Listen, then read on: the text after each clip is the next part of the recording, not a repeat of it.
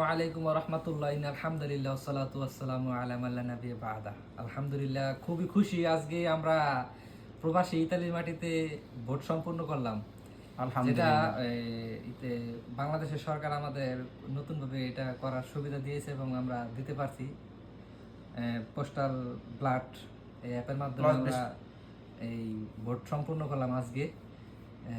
খুবই খুশি আজকে আমরা আমরা জীবনের প্রথম ব্লাড পেপার হাতে নিলাম, জাতীয় নির্বাচন যে ভোট এটা অংশগ্রহণ করতে পারলাম যে বাহিরের মাটিতে, ইতালি থেকে আমরা বাইরে ভোট সম্পন্ন করতে পারলাম। আমরা খুবই খুশি, অনেক খুশি আলহামদুলিল্লাহ।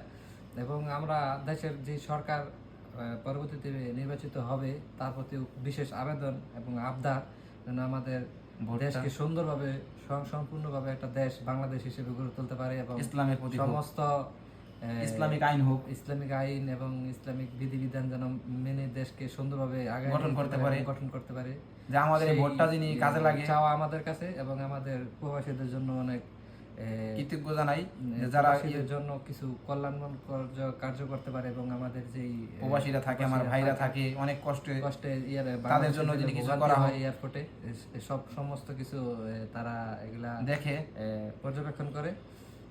এটা আমরা আশাবাদী আলহামদুলিল্লাহ সরকারের প্রতি। আর আমাদের প্রবাসী যারা ভাইরা আছে সব প্রবাসী ভাইদের জন্য আমি বলতেছি, বিশেষ করে যারা ভোটটা দিয়েছেন তাদের জন্য একই কথা বলতে চাই যে আপনারা ভোটটা ভালো জায়গা দিন, ভালো প্রার্থীরে দিন।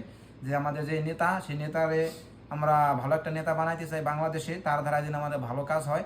সবাই প্রবাসীদেরকে জন্য দোয়া করি যে সবাই যেন ভোটটা ভালো জায়গা দিন, যে ভালো একটা নেতা হোক, আমাদের ভালো সামনে কিছু হোক, বাংলাদেশ ভালো ডিজিটাল দেশ গড়ে তুলতে চাইছে, সেরকম একটা যিনি দেশ করতে পারে, ইসলামিক সম্পূর্ণ করে যিনি ভালো একটা দেশ হয়, আমরা এই দোয়া আশা কামনা করি।